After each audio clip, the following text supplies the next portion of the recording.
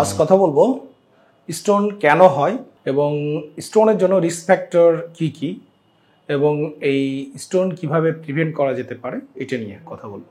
Stone কেন হয় এটা জানতে হলে এর প্যাথোফিজিওলজি অর্থাৎ ব্যাকগ্রাউন্ডটা আসলে জানতে হবে। এখানে এটা কিডনি, এটা ক্যালিসিয়াস সিস্টেম বলে, এটা আপার ক্যালিক্স, এটা মিডল ক্যালিক্স, এটা lower calyx. This is the pelvis and this is the ureter and this is the bladder. এটা হচ্ছে নর্মাল অ্যানাটমি। স্টোন আসলে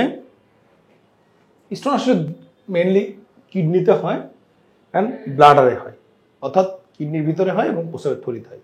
ইউরেটারে সাধারণত কোনো স্টোন হয় না। কিডনির আসলে কোন জায়গাটায় স্টোনটা হয়? স্টোনটা হয় ক্যালিক্সের টিপে। এখানে আসলে স্টোন তৈরির প্রসেসিংটা শুরু হয়, যেটাকে বলে প্যাপিলা বলে এটা। এখন যদি আমরা এই প্যারেনকাইমার একটা সেকশন মাইক্রোস্কোপে নিই তাহলে কি দেখা যায়? দেখা যায় আসলে কিডনি তৈরি হচ্ছে অনেকগুলো নেফ্রন নিয়ে, অর্থাৎ কিডনি যে ফাংশনাল ইউনিট সেটা হচ্ছে নেফ্রন, এবং একটা কিডনিতে অ্যাটলিস্ট 1 মিলিয়ন নেফ্রন থাকে।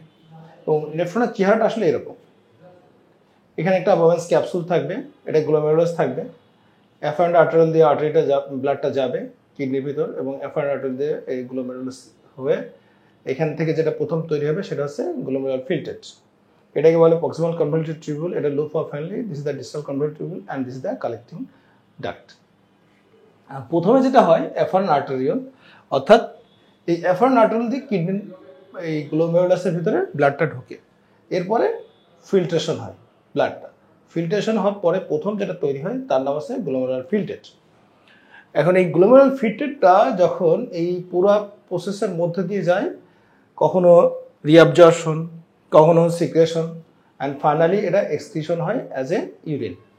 এবং এই ইউরিনটা কালেক্টিং ডাক্টটা ওপেন করে আসলে এই প্যাপিলাতে, এখানে এসে ওপেন করে, এবং সেই কারণে স্টোনের প্রসেসটা শুরু হয় যেটা এখানে। এখন আসেন, এই যে গ্লোমেরুলার ফিল্ট্রেট যেটা তৈরি হলো ফিল্ট্রেশনের মাধ্যমে, এই গ্লোমেরুলার ফিল্ট্রেটের মেনলি উপাদানের পরিবর্তনের কারণেই আসলে স্টোনটা হয়। এখন দেখেন গ্লোমেরুলার ফিল্ট্রেটের মধ্যে কি কি আছে। একটা হচ্ছে সলভেন্ট আছে, একটা হচ্ছে সলিউট আছে। যে কোনো সলিউশনের ভিতর দুইটা উপাদান থাকে, একটা হচ্ছে সলভেন্ট, একটা হচ্ছে সলিউট।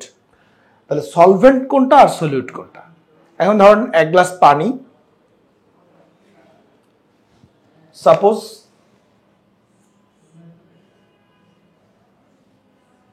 এক গ্লাস পানি, এর মধ্যে আপনি লবণ মিশিয়ে দিলেন। এখানে পানিটা হচ্ছে সলভেন্ট আর লবণটা হচ্ছে সলিউট। তাহলে এখানে খেয়াল করেন গ্লোমেরুলার ফিল্ট্রেটের মধ্যে একটা হচ্ছে সলভেন্ট আছে, এখানে সলভেন্টটা, এখানেও পানি। সলভেন্টটা যদি কোনো কারণে কমে যায়, অথবা সলিউটগুলো যেগুলো আছে দেখছেন calcium, oxalate, phosphate, uric acid এবং সিস্টিন, এগুলো হচ্ছে মেটাবলিক এন্ড প্রোডাক্ট, অর্থাৎ মেটাবলিজমের কারণে আমাদের বডিতে যেগুলো তৈরি হয় সেগুলোর মধ্যে ক্যালসিয়াম আছে, অক্সালেট আছে, ফসফেট আছে, ইউরিক অ্যাসিড, এগুলো যদি কোনো কারণে বেড়ে যায় তাহলে মেনলি স্টোন তৈরি হয়। এখন দেখেন সলভেন্টটা কখন কমে যাবে, অর্থাৎ পানিটা কখন কমে যাবে? যদি কোনো কারণে প্যাশেন্টের ডিহাইড্রেশন হয় তাহলে এই সলভেন্টটা কমে যাবে, এবং ডিহাইড্রেশন হলে যেটা হবে এই যে পুরা ফিল্ট্রেটের যেটা সেটা সুপার স্যাচুরেশন হবে, সলিউটটা প্রিসিপিটেশন হবে, এবং এরপরে যেটা হবে ক্রিস্টাল ফর্মেশন হবে। ক্রিস্টালগুলো এগ্রিগেট হয়ে আলটিমেটলি স্টোন তৈরি করবে। আর সলিউট যেটা বললাম calcium, oxalate, phosphate, uric acid এবং সিস্টিন, এগুলো সবগুলো হচ্ছে মেটাবলিক এন্ড প্রোডাক্ট, অর্থাৎ মেটাবলিজমের মাধ্যমে আমাদের বডিতে তৈরি হয় এবং কিডনি দিয়ে এগুলো এক্সক্রিট হয়। কোনো কারণে যদি এই সলিউটের পরিমাণ বেড়ে যায়, বিশেষ করে যদি আমরা এই calcium, oxalate, phosphate, uric acid এগুলো কন্টেনিং খাবার যদি বেশি খায়, সেই ক্ষেত্রে ইউরিন দিয়ে এটার এক্সক্রিশন বাড়বে, সলিউটের কনসেন্ট্রেশন বাড়বে, একই ঘটনা ঘটবে, সুপার স্যাচুরেশন, সলিউট প্রিসিপিটেশন হবে, এরপরে ক্রিস্টাল ফর্মেশন হবে এবং ক্রিস্টালগুলো এগ্রিগেট হয়ে বড় হয়ে স্টোন তৈরি করবে। এখন আসে স্টোন ইনহিবিটর।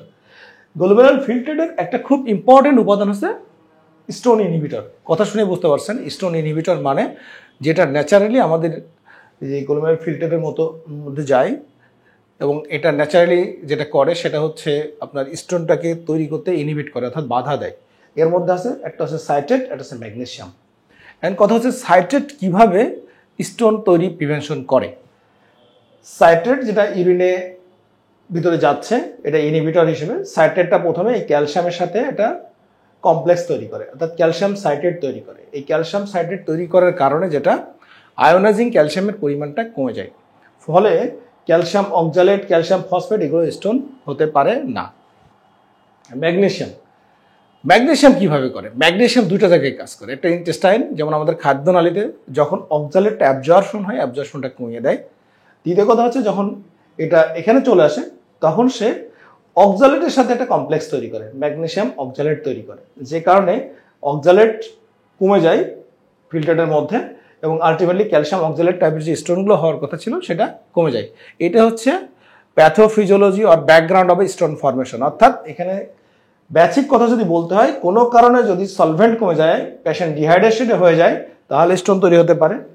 কোনো কারণে সলিউট বেড়ে যায়, যেমন calcium oxalate, phosphate, uric acid, এবং এগুলো কন্টেনিং খাবার যারা বেশি খায় এগুলো তখন বেড়ে যাবে, তখন স্টোন হবে। থার্ড হচ্ছে স্টোন ইনহিবিটর, যেমন সাইট্রেট এবং ম্যাগনেসিয়াম যদি ইউরিনে কমে যায় তাহলে কিন্তু স্টোন হবে। এই তিনটে হচ্ছে বেসিক। এখন আসেন স্টোন তৈরির জন্য রিস্ক ফ্যাক্টর কি কি আছে, অর্থাৎ কাদের স্টোন আসলে বেশি হয়। প্রথমে আসি, পুরুষের স্টোন কিন্তু বেশি হয় মহিলার চেয়ে। কারণ হচ্ছে মহিলাদের স্ট্রোজেন থাকে, এই স্ট্রোজেনগুলো একটা প্রোটেক্টিভ ইফেক্ট করে, স্টোন তৈরিতে প্রিভেন্ট করে। সেকেন্ড যেটা, এটা এজ। সাধারণত 20 ইয়ার্সের নিচে স্টোন কম হয়, তবে হয় না তা বলবো না, কম হয়। এবং peak age of stone formation, অর্থাৎ যে বয়সে সবচেয়ে বেশি স্টোন তৈরি হয় সেটা হচ্ছে 40 to 60 ইয়ার্সে।